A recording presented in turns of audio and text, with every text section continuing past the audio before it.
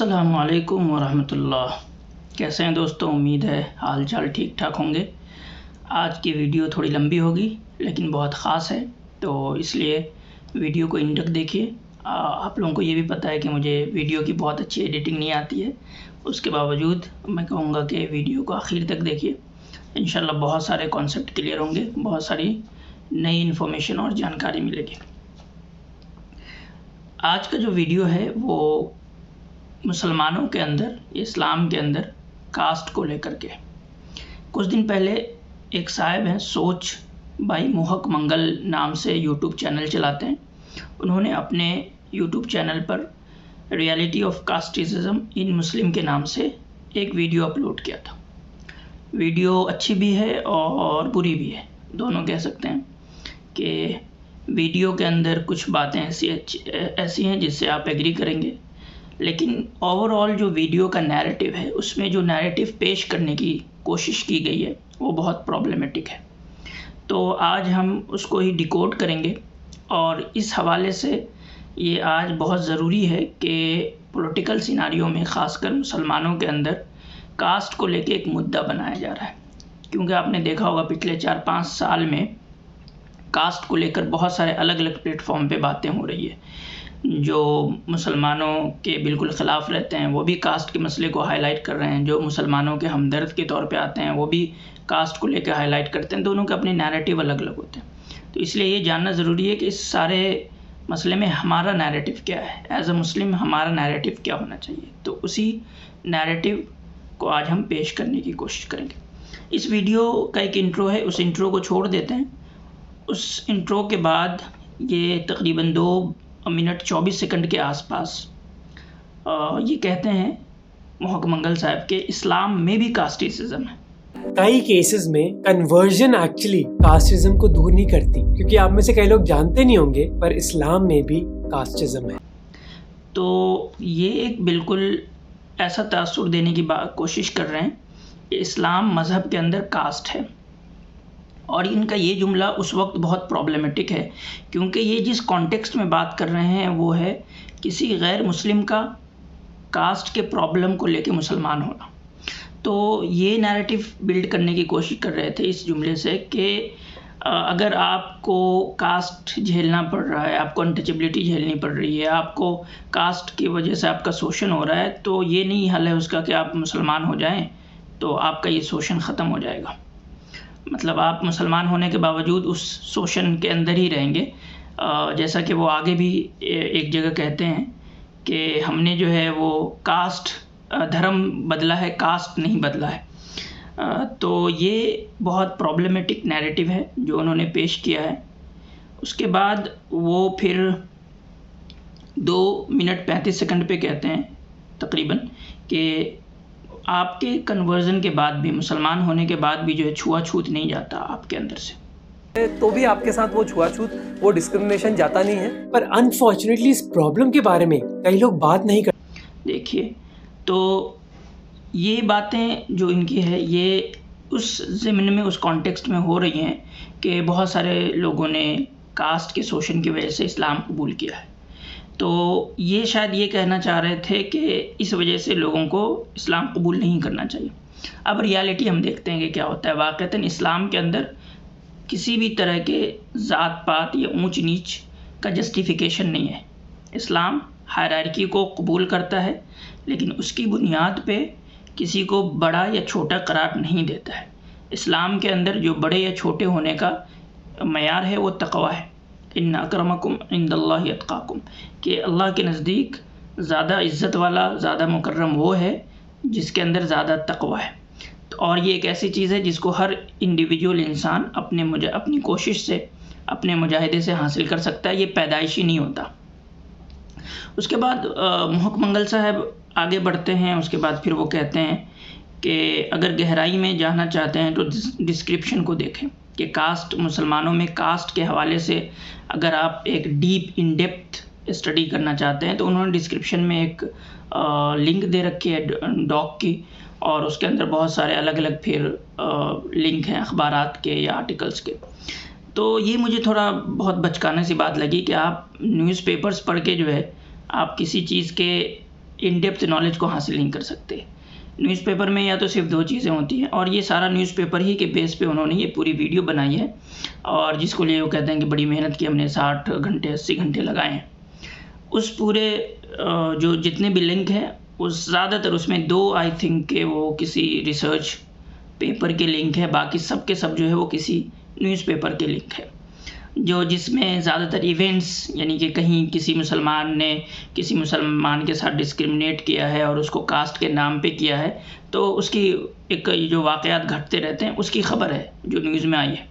उसके बाद 1-2 उसमें ओपिनियन भी हैं, ख़ासकर एक ओपिनियन द वायर में कि द प्रिंट की है शायद, जो फैयाज़ अहमद फैज़ी साहब हैं, वो जो है पसमानदा तहरीक एक तरीके से चलाते हैं, हालांकि ख़ुद जो है वो मनुवादी लोगों के गोद में बैठ के इस्लाम के ख़िलाफ़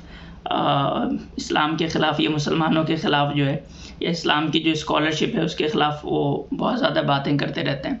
इवन जो है उनका ये भी मानना है कि ख़ुद इस्लाम के अंदर जो है वो कास्टिसिज़म है या इस तरह का जो है वो डिस्क्रिमिनेशन है, फैयाज़ अहमद फैज़ी साहब। तो उनको उन्होंने जो है उनके ओपिनियन को जो है उन्होंने कोट किया, और उसके अंदर मतलब अला बला चीज़ें खिलाफत। उसके बाद उसमें खुतबा को उन्होंने डाला कि खुतबा का डिस्क्रिमिनेशन से क्या लेना देना है। जुमा के खुतबे के अंदर जुमा के खुतबे में जो है वो रूलर्स के उनके जो आर्गूमेंट है कि फ़लाँ के नाम क्यों लेते हैं आप, खलीफा के नाम लेते हैं, इमाम हसन के, हुसैन के, बीवी फ़ातिमा के वग़ैरह वग़ैरह, ये सब के नाम लेते हैं, और किसी छोटे लोगों की, या अल्लाह। तो उनको पता ही नहीं कि खुतबे का पूरा कॉन्सेप्ट क्या है। अगर वो मुसलमानों के हाकिम कहीं बन जाएंगे, जो कि ख़ुद अपने आप को क्लेम करते हैं कि मैं यानी कि दूसरे इससे आता हूँ, सो कॉल्ड जो उनकी अपनी कैटेगरी है उससे आता हूँ मैं, तो अगर वो भी कहीं रूलर बन जाएंगे तो खुतबे में उनका भी नाम आ जाएगा। तो खुतबे का इनको कॉन्सेप्ट ही नहीं पता, और उन्होंने अपने ओपिनियन में खुतबे को जो है एक डिस्क्रिमिनेशन के तौर पे पेश किया है। उस आर्टिकल में आप पढ़ सकते हैं। बहरहाल उसमें हम उसको छोड़ते हैं, इस वीडियो पे फिर आते हैं वापस। फिर वो कहते हैं कि पसमानदा मुसलमान का टर्म के बारे में वो डिस्कशन करते हैं कि बीजेपी ने इसको किया, इसको इंट्रोड्यूस किया वगैरह वगैरह। ऐसा नहीं है, पसमानदा टर्म इस्तेमाल होता रहा है, मुझे लग रहा है तकरीबन 30 साल से जो है वो, या 40 साल के आसपास से ये टर्म इस्तेमाल होता रहा है। और मुसलमानों के अंदर कुछ लोगों ने, इंशाल्लाह फिर आगे बात करेंगे उस पर भी, इन्होंने जो है इस टर्म को या इस तहरीक को उठाने की कोशिश की है, लेकिन वही है कि मुसलमानों में ज़ात पात उस तरीके से है ही नहीं, जिस तरीके से जिस शिद्दत से जो है वो ये लोग बात करते हैं, तो इसलिए इनका कोई असर भी नहीं होता। बहरहाल उसके बाद वो कहते हैं कि 4 मिनट 27 सेकंड पे मुसलमानों के कास्ट सिस्टम को समझना पड़ेगा, और समझने के ज़मीन में वो कुछ वाक़यात नकल करते हैं। उसके बाद फिर एक पिरामिड टाइप की एक स्ट्रक्चर है, और उसके अंदर जो है वो हायरार्की बयान करते हैं। सिस्टम पर सबसे ऊपर का दर्जा दिया जाता है अशरफ को। कई स्कॉलर्स मानते हैं कि अशरफ परिवार अपना वंश मुस्लिम कॉन्करर्स या फिर प्रॉफिट मोहम्मद तक ट्रेस करते हैं। अशरफ में भी कई तरीके के लोग हैं, जैसे सैयद जो कहते हैं कि हम प्रॉफिट मोहम्मद के परिवार से हैं, शेख जो कहते हैं कि हम प्रॉफिट मोहम्मद के साथियों के परिवार से हैं, पठान जो अफगानिस्तान से माइग्रेंट्स थे, और मुगल्स जो सेंट्रल एशिया और ईरान से आए थे। 3 हायरार्की है मुसलमानों में, अशराफ, अरजाल, अजलाफ। अगर इस हायरार्की को हम एक हद तक मान भी लें और इसके अल्फाज पे ही गौर करें तो पता चलता है कि इसका कास्ट से लेना देना नहीं है। ये जो है क्लास है, ये इसके नाम में ही आप गौर करें तो इससे साफ पता चलता है कि एक क्लास है, ना कि ये इसका ताल्लुक कास्ट से है। हाँ, इंडियन कॉन्टेक्स्ट में जो क्लास भी डेवलप हुई है उसके अंदर कास्ट का टच आ गया है। यही है, मिसाल के तौर पे अशराफ के अंदर जो है मुग़लों के लोग, ख़ानदान के लोग आते हैं जो यहाँ के रूलर थे।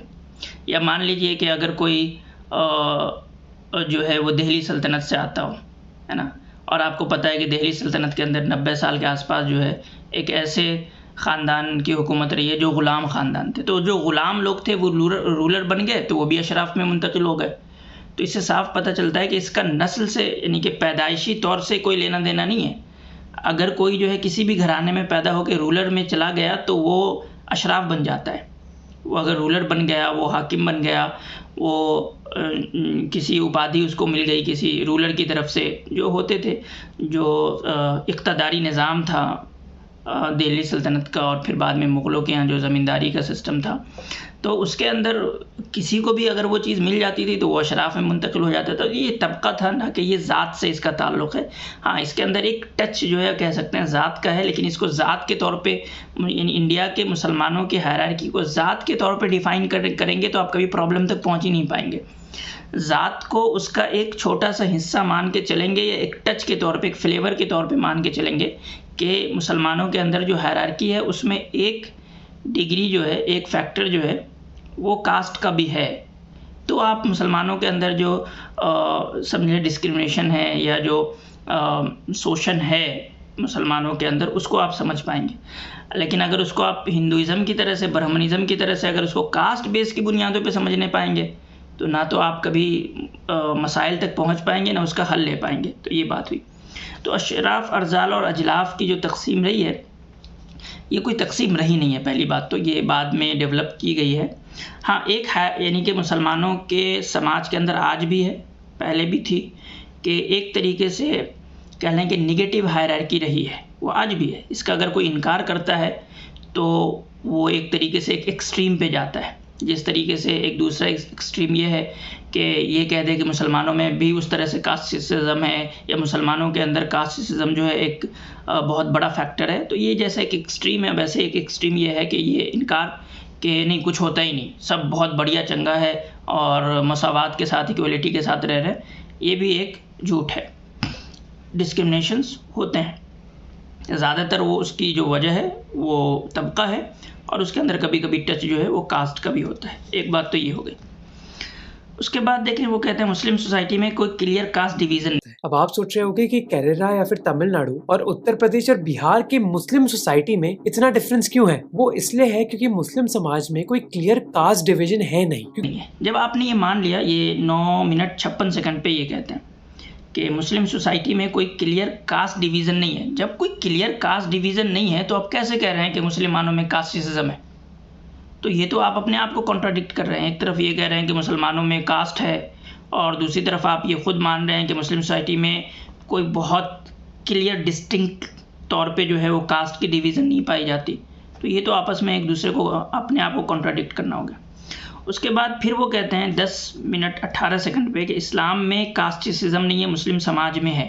अब देखें, ये फिर अपने आप को कॉन्ट्राडिक्ट कर रहे हैं। जो उन्होंने 2 मिनट 24 सेकंड पे गई थी जो बात कि इस्लाम में भी कास्टिसिज्म है, जब कन्वर्जन के कॉन्टेक्स्ट में वो बात कर रहे थे, इस्लाम कबूल करने के कॉन्टेक्स्ट में जब वो बात कर रहे थे, तो उन्होंने कहा इस्लाम में भी कास्टिसिज्म है। फिर अभी कह रहे हैं कि इस्लाम में कास्टिसिज्म नहीं है, मुस्लिम समाज में। तो ये अपना क्लियर नहीं हो पा रहा इनको खुद के क्या है, मुस्लिम समाज में कास्ट है या इस्लाम में कास्ट है।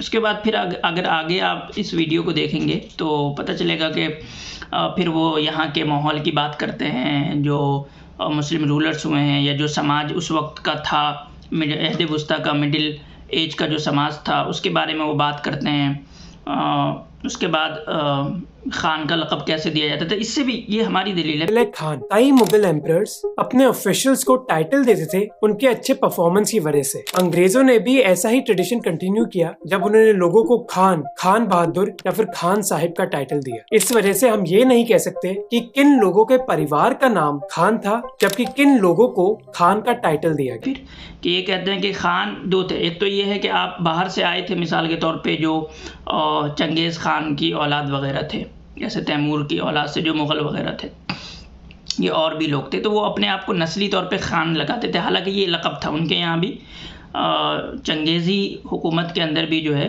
ये एक लक़ब हुआ करता था, खान। लेकिन फिर बाद में इसको लोग जो है अपने नस्ल के साथ, अपने नस्ब के साथ इस्तेमाल करने लगे, ठीक है। लेकिन ये बाद में भी लक़ब के तौर पे दिया जाता था। मुस्लिम हुकूमतों में देखेंगे खान का लक़ब, और ये किसी को भी दिया जा सकता था, ये एक ओहदा होता था। वहाँ तक वो पहुँच गए तो वो उसको लक़ब मिल गया और फिर वो अशराफिया में शामिल हो गया। तो इसका जो है बाई बर्थ जो कॉन्सेप्ट है ना कास्ट का, उससे तो कोई लेना देना ही नहीं है। तो ये तो पूरे के पूरे आपकी दलील को कि यानी कि मुसलमानों के यहाँ यानी कि बर्थ की बुनियाद पे कोई इस तरह का सिस्टम चल रहा है, उसको धाराशाही कर देता है। आपकी ख़ुद की ये बात जो आप बयान कर रहे हैं तारीख़ से, ये दिखला देता है कि मुसलमानों में बाई बर्थ कुछ ऐसा डिस्क्रिमिनेशन का सिस्टम नहीं है। उसके बाद फिर वो कहते हैं अलग अलग ज़ातों में शादी के मसले को उठा के लाते हैं। इसमें बिल्कुल क्लियर कट है कि अलग अलग ज़ातों में शादी जायज़ है इस्लाम में। देखें, ये दारुल उलूम देवबंद का फतवा है, और ये सिर्फ दारुल उलूम देवबंद नहीं, आप दूसरे भी दारुल इफ्ता से रुजू करेंगे तो आपको इसी तरह के फतावे देखने को मिलेंगे। तो इसको जो है हम देख सकते हैं कि इस फतावे में साफ साफ तौर पे ये कहा जा रहा है कि ज़ात पात की बुनियाद पे अगर दोनों फरीक राज़ी हैं, शादी हो रही है सब कुछ, लेकिन ये कहना कि सिर्फ वो कि लड़की सैयद है और लड़का जो है वो किसी और ज़ात से है तो उसकी शादी नहीं हो सकती, गर्चे दोनों तरफ के वली गार्जियन सब राज़ी हों, तो ये एक गैर इस्लामी बात है। उसके बाद फिर वो जैसे कहा था मैंने शुरू में कि वो एक दो मिसालें बयान करते हैं कि धर्म बदल लिए हमने, लेकिन ज़ात हमने नहीं बदला है, हमने ज़ात से बाहर नहीं निकले। तो ये सब ख़राबियाँ बिल्कुल हो सकती हैं, इसका कोई इनकार नहीं है, लेकिन ये उसका अपना इंडिविजुअल, इसका कोई थियोलॉजिकल जस्टिफिकेशन नहीं है, इसका कोई शरई जस्टिफिकेशन नहीं है। जैसा कि ज़ात का जो एक मजहबी जस्टिफिकेशन है ब्राह्मणिज़्म के अंदर, वैसा कोई जस्टिफिकेशन तो है ही नहीं सिरे से। इसको ये हज़रत भी मानते हैं, इन्होंने जो वीडियो बनाई है उसमें इन्होंने इस बात को कबूला है, लेकिन ये कॉन्ट्राडिक्ट कर रहे होते हैं अपने आप को, जो कि क्योंकि अंडरलाइन एक नैरेटिव चला रहे होते हैं। अंडरलाइन जब उन्होंने शुरू में एक अंडरलाइन ये नैरेटिव चला रहे थे कि कास्ट की वजह से अगर आप परेशान हो, आपका शोषण हो रहा है, तो आप इसका दूसरा हल देखो, इसका ये हल नहीं है कि आप जो मुसलमान बन जाओ। ये बिल्कुल हल है कि अगर आप मुसलमान बनने के बाद कास्ट के नाम पे जो शोषण हो रहा है या जो एक समाजी शोषण है किसी भी तरह का, उसके अंदर बहुत कमी आ जाती है। देखें, आप जब इस्लाम कबूल करते हैं तो ये तो नहीं, मुमकिन ही नहीं हो सकता कि 100% जो है वो आप अपनी परेशानी से बाहर आ जाए, क्योंकि आप तो उसी समाज में रहेंगे ना। लेकिन इस्लाम कबूल करने का जो अपना फ़ायदा है वो आपको मिल जाएगा। 60%, 70%, 80%, 90% तक मुमकिन है कि आपके जो समाज के अंदर का जो शोषण है, ख़ास करके अनटचेबिलिटी वगैरह को लेकर के, वो दूर हो जाता है। बिल्कुल ये बात है कि 100% दूर नहीं होता, क्योंकि आप उसी समाज में रह रहे होते हैं। उसके बावजूद तो आपको कहीं ना कहीं यानी कि ऐसा ही है ना, जैसे आप आग के पास से, भट्टी से आप बाहर आ भी जाएं तो उसके जो धुएं का असर है वो तो कहीं ना कहीं आप महसूस करते ही रहेंगे। तो ऐसा ही होता है कि आप भट्टी से बाहर निकल आते हैं, लेकिन धुएं का जो असर है वो होता ही रहता है। उसके बाद फिर वो कहते हैं कि जैसे मिसाल के तौर पे देखें आप कि इसके लिए कुछ इंटरव्यूज़ वगैरह उन्होंने कुछ मुसलमानों के क्लिप चलाए हैं, कुछ आर्टिकल्स लिखे हैं जो ख़ुद मुसलमानों के हो सकते हैं। वो बहुत मुमकिन है कि उनको इस तरह का डिस्क्रिमिनेशन झेलने को मिला हो, वो गलत है, वो सिरे से गलत है। अगर कोई उसका जस्टिफिकेशन देता है तो कभी आप मुसलमानों में ये नहीं देखेंगे कि वो एक तावील करके, एक तोड़ मरोड़ के, बात बना के जो है उसका एक जस्टिफिकेशन देता हुआ मिले। उसके बाद वो कहते हैं कि AMU, जैसे कि उसकी एक मिसाल, AMU का चांसलर कोई भी जो है सो कॉल्ड जो पिछला समाज है उससे नहीं हुआ। ये आपके अपने जो मॉडर्न जिसको कहते हैं ना, कि एक और दलील अभी आएगी इंशाल्लाह, वो फिर एक जगह जो है वो ये कहते हैं कि हायर और मिडिल क्लास के जो मुस्लिम होते हैं, एक जब बात चलती है इसमें कि 18 मिनट 26 सेकंड पे बात होती है, कहते हैं कि मुस्लिम समाज में कास्टिज्म नहीं है, हमारे कई इमाम लोअर कास्ट से हैं, पर इसके पीछे भी एक कारण है। वो ये है कि कई हायर और middle class Muslims modern education की तरफ जाते हैं, जबकि कई लोअर क्लास के मुस्लिम्स को मदरसे में पढ़ाई करनी पड़ती है, जिसकी वजह से वो इमाम बन जाते हैं। कि जो ज़्यादातर इमाम होते हैं सो कॉल्ड पिछले तबके से होते हैं, तो उसकी वजह यह है कि हायर और मिडिल क्लास मुस्लिम जो है वो मॉडर्न एजुकेशन की तरफ चले जाते हैं, और बेचारे जो लोअर क्लास मुस्लिम हैं वो मदरसे की तरफ चले जाते हैं। तो अब इसको आप लिंक करके देखें कि ऐसे इदारे जो मॉडर्न इदारे कहलाते हैं, वहाँ अगर इस तरह का कोई डिस्क्रिमिनेशन हो रहा है तो गोया कि यही फेल है ना। मॉडर्निटी जो है वो इस तरह के डिस्क्रिमिनेशन को कर्ब करने में फेल है, नाकाम है, और इस्लाम जो है वो कामयाब है कि मदरसे के अंदर इस तरह का डिस्क्रिमिनेशन बहुत कम दर्जे में है। मैं ये नहीं कहता कि वहाँ नहीं होगा, वहाँ भी होगा, लेकिन वो बहुत मिनिमल है, बहुत मिनिमल है। लेकिन आप जो सो कॉल्ड ये मॉडर्निटी को हर चीज़ का एक इलाज बतलाते हैं, तो आपने इस चीज़ का इलाज आपके मॉडर्न एजुकेशन में के ज़रिए क्यों नहीं आ गया? अलीगढ़ एक मॉडर्न एजुकेशन का इदारा है, वहाँ ये बीमारी क्यों पनप रही है? वहाँ तो so called educated modern intellectual लोग वहाँ से निकल रहे हैं, तो ये बीमारी क्यों आ रही है? तो मॉडर्निटी के ज़रिए आप इस तरह की बीमारियों का हल नहीं ढूंढ सकते। जो भी इस डिस्क्रिमिनेशन है, यूरोप के अंदर आज लोगों को, जो एक बड़ा तबका है वाइट लोगों का, वो कन्वर्ट हो रहे हैं। तो वो एक बहुत बदनाम ज़माना शख्स है एंड्रयू, वो जो है कहता है, साफ साफ कहता है कि इस्लाम जो है वो रेसिज्म का बिल्कुल 100% इलाज है, 100% इलाज है। तो यही हम कह रहे हैं कि मॉडर्निटी से ना तो आपने रेस की बीमारी को ख़त्म कर पाए हैं, ना आप कास्ट की बीमारी को ख़त्म कर पाए। देखें, बड़े बड़े मॉडर्न साइंटिस्ट हो गए लोग, लेकिन कास्टिज्म नहीं गया उनके अंदर से। बड़े बड़े सोशलिस्ट हो गए लोग, पढ़ के क्या क्या इन्वेंट कर दिया, लेकिन कास्टिज्म नहीं गया उनके अंदर से, इसे रेसिज्म नहीं गया उनके अंदर से। तो मॉडर्निटी मसाइल का हल नहीं है, इस्लाम मसाइल का हल है कि इस्लाम की एक आवाज़ पे जो है अरब की ऊंच नीच ख़त्म हो गई। और ऐसी ख़त्म हुई कि अल्हम्दुलिल्लाह आज गए गुजरे दौर में भी, जब मुसलमान बहुत कह लें कि एक आइडियल सोसाइटी में नहीं रह रहे हैं, जहाँ इस्लामी तालीमात पे अमल नहीं हो रहा है, उसके बावजूद बहुत कामयाब है इस तरह के सोशल इविल को एड्रेस करने में और ख़त्म करने में, और लोगों की जहनीत से इस तरह की डिस्क्रिमिनेशन को ख़त्म करने में। तो ये दलील यानी कि हमारी लिबरल और मॉडर्न लोगों के ख़िलाफ़ है कि आपका जो इदारा है वो नाकाम है इस तरह की चीज़ों को कर्ब करने में, ख़त्म करने में। उसके बाद फिर वो आखिर के सेगमेंट में इसमें बात करते हैं कि कास्टिज्म आया कैसे मुसलमानों के अंदर, कास्टिज्म जो है वो आया कैसे मुसलमानों में। उसके बाद उसमें एक लफ्ज़ इस्तेमाल करते हैं कि अरब जो है वो इस्लाम की मातृभूमि है। इस्लाम में मातृभूमि का कोई कॉन्सेप्ट ही नहीं है। इस्लाम के अंदर जो है कोई भी ज़मीन मातृभूमि नहीं होती। तो अरब भी जो है वो मुसलमानों की मातृभूमि नहीं है। 18 मिनट 40 सेकंड पे वो बात कहते हैं। उसके बाद फिर वो आगे बढ़ते हैं, वो कहते हैं कि अपनी थ्योरी पेश करते हैं, देव थ्योरी, इसके हवाले से कि मुसलमानों में कास्ट कैसे आया, कास्टिज्म कैसे आया। एक थ्योरी इनकी ये है कि जब वो ईरानियों से मिले तो वहाँ कास्ट का इस तरह के हायरार्की डिस्क्रिमिनेशन था, वो आ गया मुसलमानों में, वहाँ से कास्ट शुरू हो गया। दूसरी थ्योरी ये है कि हिंदुस्तान जब आए मुसलमान तो यहाँ तो कास्ट सिस्टम था ही, तो मुसलमानों ने वहाँ से कास्ट ले लिया वगैरह वगैरह। तो असल ये नहीं है बिल्कुल कैसे भी आया हो, ये असल मुद्दा नहीं है।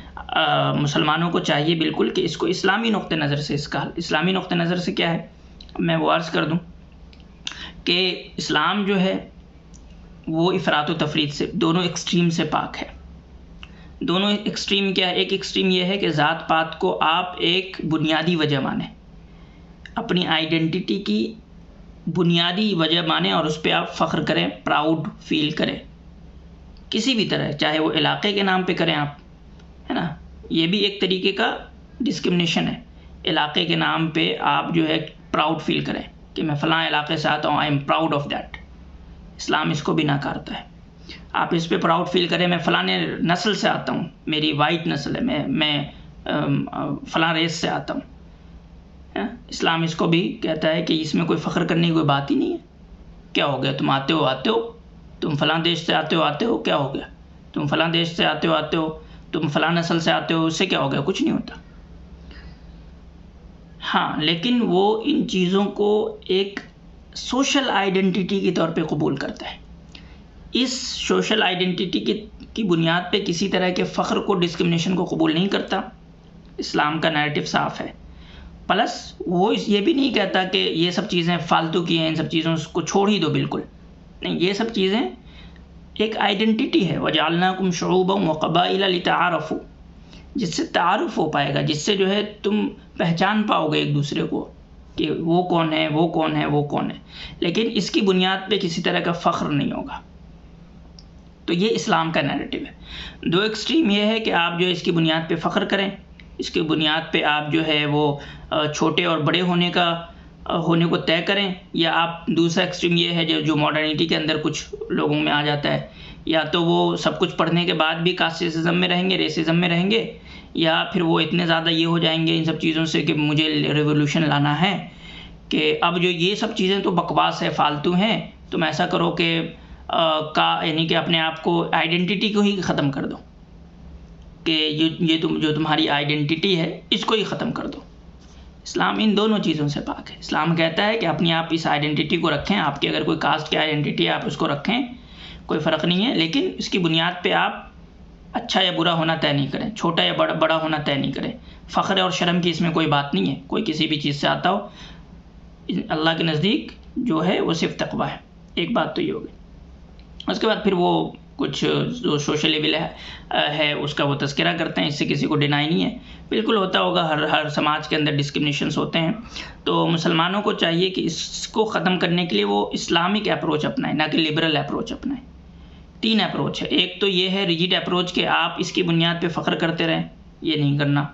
लिबरल अप्रोच ये है कि आप सिरे से कह दें कि ये सब चीज़ें फ़ालतू है ना, ये आइडेंटिटी के भी काम नहीं आ सकता, ये भी गलत अप्रोच है। आप मिड पाथ में आए जो कि इस्लाम का है कि ये आइडेंटिटी के तौर पे इस्तेमाल करें, लेकिन इसकी बुनियाद पे ना कोई डिस्क्रिमिनेशन होगा, ना इसमें कोई फ़ख्र की बात है, फ़लाँ कोई हो किसी नस्ल से आ रहा हो, किसी जगह से आ रहा हो, कोई फ़र्क नहीं पड़ता।